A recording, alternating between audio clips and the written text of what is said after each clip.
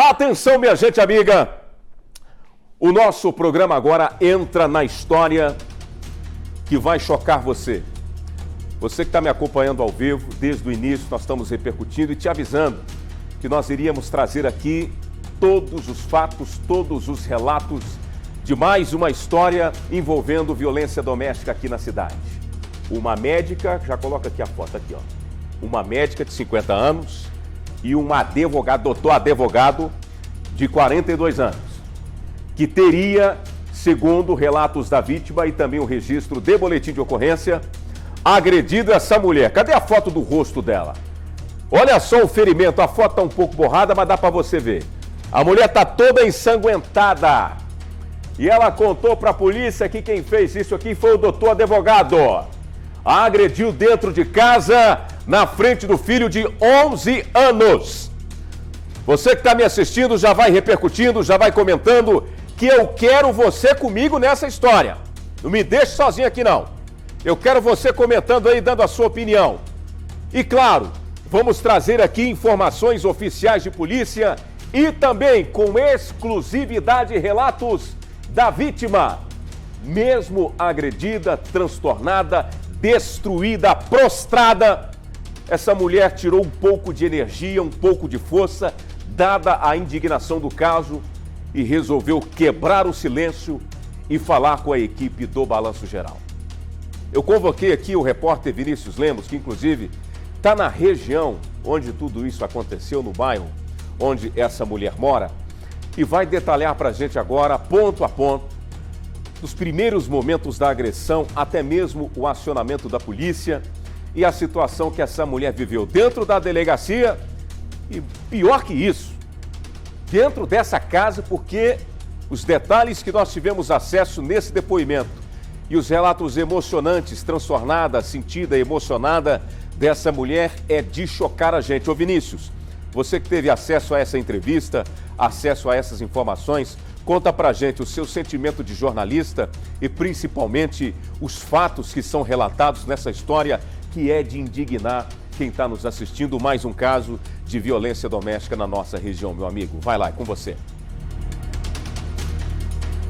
Júnior, primeiro quero salientar a importância da entrevista dessa vítima, até para que outras vítimas também tenham coragem de fazer denúncias quando são alvos de violência doméstica. É importante que as pessoas falem, pode não ser com a imprensa, mas é importante que elas falem, façam a denúncia. Ô Júnior, a gente está aqui no bairro Fundinho, bairro onde aconteceu o fato, aconteceu a agressão, e o que a gente observou, tanto no relato feito à polícia, quanto pelo relato feito pela mulher, é que ela vivia um casamento bem complicado, tá, Júnior? Esse fato em específico começou a partir de uma tentativa da mãe chamando o filho, olha, vamos estudar, vamos estudar. E aí, aparentemente, o menino não ia estudar. Isso gerou uma raiva entre o casal, uma discussão, e isso evoluiu para a agressão. A discussão ali por uma coisa besta levou a uma violência doméstica. Olha, Júnior, a mulher contou que a partir do momento em que ela passou a ser agredida, ela foi agredida com socos, chutes e mesmo caída, ela continuou apanhando do marido. Justamente nessa entrevista com exclusividade, ela falou conosco e deu detalhes. Obviamente ela não quer se identificar por ser uma vítima, enfim, por passar pelo momento, mas falou a respeito do fato, que é o que é mais importante, e ela nos contou sobre essas agressões. Vamos ouvi-la. É muito humilhante passar por tudo que eu passei. Hoje, eu dou graças a Deus de estar viva, porque eu fui salva pelo meu filho, que conseguiu impedir ele de continuar me batendo. E eu aguentei muita coisa, temendo a minha integridade, a minha vida, a vida do meu filho, a vida da minha família, porque eu vivia sobre ameaças. Além das nossas vidas, ele ameaçava a minha reputação como médica, a minha carreira profissional. Então hoje apesar de tudo e da forma que está sendo, é uma sensação de alívio que eu consegui sair daquela prisão conjunta.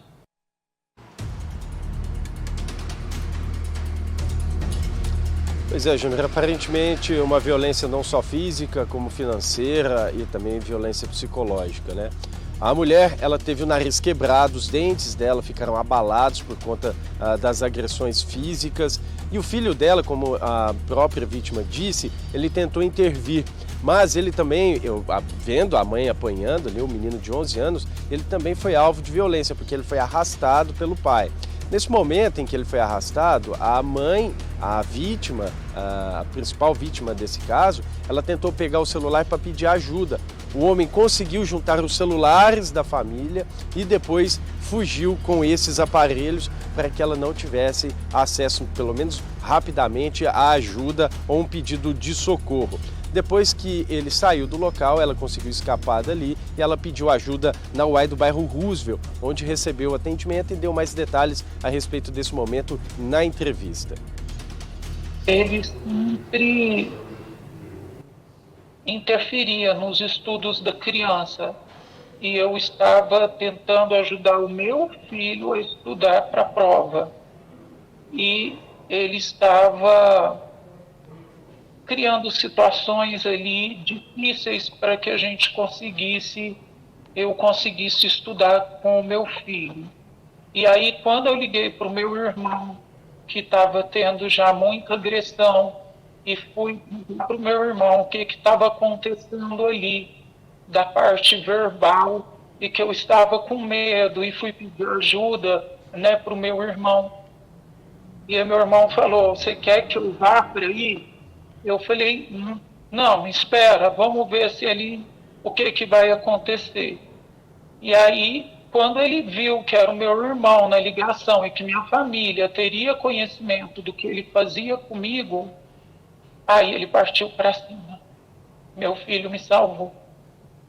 Que quando do morro mais forte, que eu caio no chão, e ele começa a dar o soco, os chutes, que eu fico atordoada quando eu consigo abrir os olhos ali e ver ele daquele tamanho em cima de mim.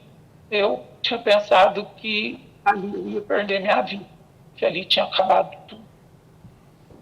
Mas aí a criança que me ajudou, meu filho, entrou no meio e o meu filho me salvou pedindo ele para parar. Por ser uma pessoa ligada, né, à área do direito e entender da lei, ele me tomou o meu telefone celular, pegou o telefone do meu filho e ele fugiu.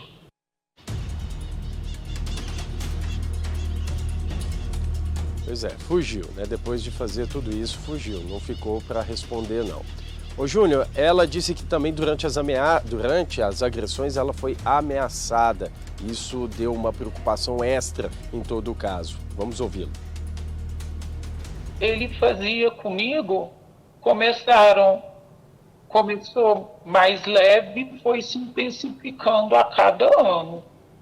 Mas tudo que eu fui aguentando.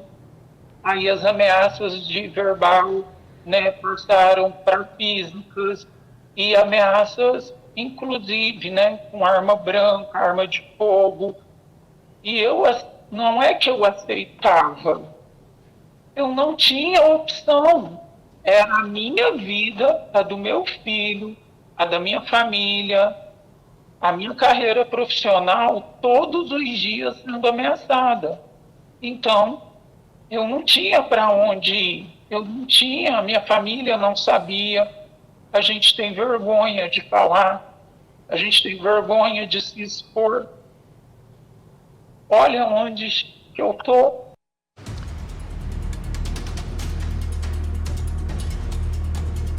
Vamos deixar claro o seguinte, não é que ela aceitava mesmo não, é importante essa fala dela. a pessoa fica acuada, ela não sabe o que fazer diante dessas ameaças e diante de tanta violência e obviamente fica com vergonha do que se passa. Na cabeça dela ela pensa o seguinte, olha, o que eu fiz para chegar nesse ponto? Enfim, a polícia ainda continua atrás desse advogado. Na ficha preenchida pela médica, em relação ao formulário de risco, a médica falou que já passou por outras violências. O Vinícius está explicando aí sobre a ficha que foi relatado lá na polícia. Quando o áudio voltar, você me avisa aqui, Mari. O Vinícius está explicando aí, já voltou? O Vinícius está explicando para a gente. Esse trecho é muito importante. Atenção, gente. O que o Vinícius vai contar agora é muito importante também para a investigação. Vai lá, Vinícius. Certo, Júnior, esse laudo esse histórico, na verdade, serve para depois, num possível inquérito, né, isso seja também levado em consideração como prova. Ela explicou que além dessas agressões que a gente já sabe que aconteceram nessa semana, ela teve agressões anteriores como pauladas, estrangulamento, além de ser constantemente perseguida e até proibida de visitar familiares e amigos. Fazendo isso, obviamente, o agressor tenta evitar que ela faça a denúncia, como ela contou também em entrevista. Mesmo depois que você passa por tudo isso, a gente encontra muito espinho, muita dificuldade, muita burocracia. Eu fui levada para a delegacia, aí na delegacia me levaram para a UAI, da UAI me levaram para um posto policial, lá nós ficamos até de madrugada, e eu pedi, e a minha advogada, para que rastreasse ele, que tentasse localizá-lo, e que tentasse rastrear o telefone dele, o meu telefone que estava em poder dele, o do meu filho, e assim, nada disso foi feito. Tudo era dito, ele não está preso, a gente não pode fazer nada.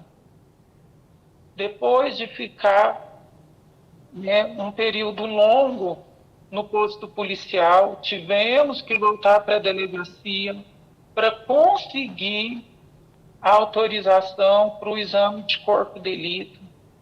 Fomos para o exame de corpo de delito, ficamos aguardando.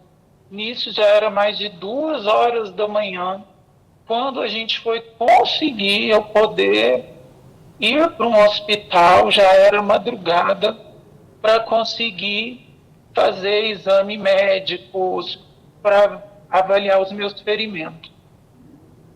Depois, a delegacia da mulher não funciona no final de semana, né? Foi uma dificuldade que nós encontramos, a gente não conseguiu uma medida protetiva. A mulher que sofre agressão, né, no final de semana, ela tem que aguardar no meio voltar segunda-feira para poder conseguir um amparo. E já na delegacia da mulher, quando eu achei que eu ia ser extremamente acolhida, eu ouvi por que eu teria passado por isso, por que eu não fui lá nenhuma vez. Eu respondo por que eu não fui lá. Porque eu era ameaçada, que se eu fosse na delegacia da mulher, eu ia morrer. Eu estava morta.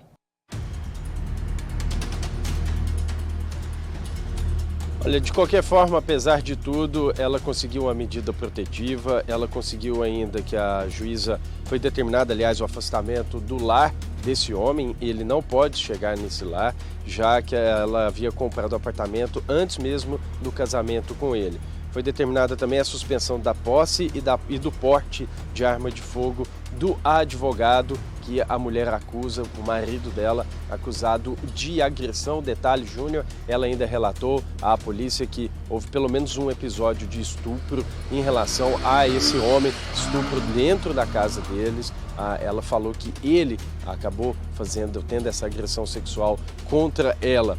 Bom, Júnior, mais uma vez a gente chama uma entrevista, mais um trecho da entrevista exclusiva dessa mulher, que, como eu disse, é muito importante para que outras mulheres se encorajam para fazer esse tipo de denúncia. Vamos ouvi-la mais uma vez, que é muito importante.